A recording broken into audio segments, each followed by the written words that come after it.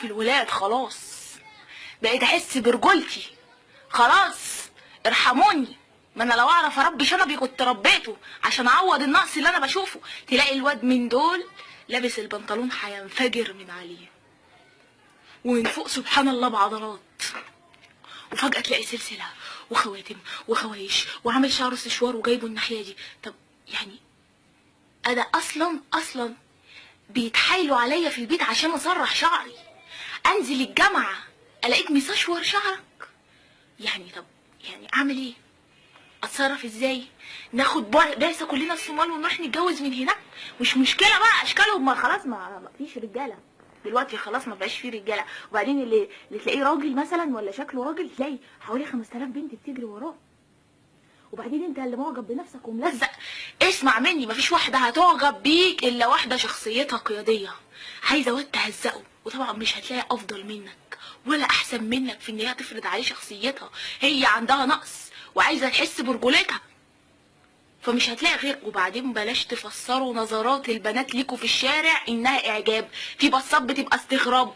يعني انا واحد كان داخل علينا الجامعه لابس بقميص برضه، رحت بصله كده راح باصص لي بقرف، وراح يقول لاصحابه دي بتعكسني. انا مش بعكسك يا حيوان، كل الجامعه بتبص لك. ليه بقى؟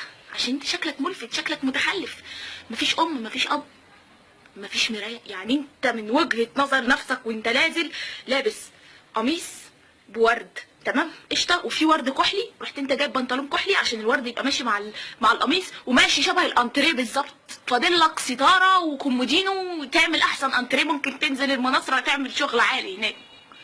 ليه كده؟ حرام حرام. بعدين بتسالوا البنات استرجلت ليه؟ ما هو ما انتوا عكستوا كل حاجه وبهدلتوا كل حاجه. بعدين ابقى ماشيه في الشارع الاقي الواد من دول ماشي وحاطط الماسك على وشه وعادي راكب الميكروباص.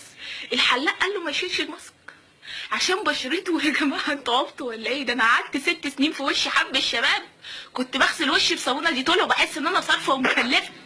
حرام عليكم ما تنقطونيش. وتلاقي ناس تانية تلاقي راح عند الحلاق اظبط لك حواجبك. ده انا حواجبي بقت شبه كبير الرحميه، بقيت امي تقول لي الزام في بعض احسن.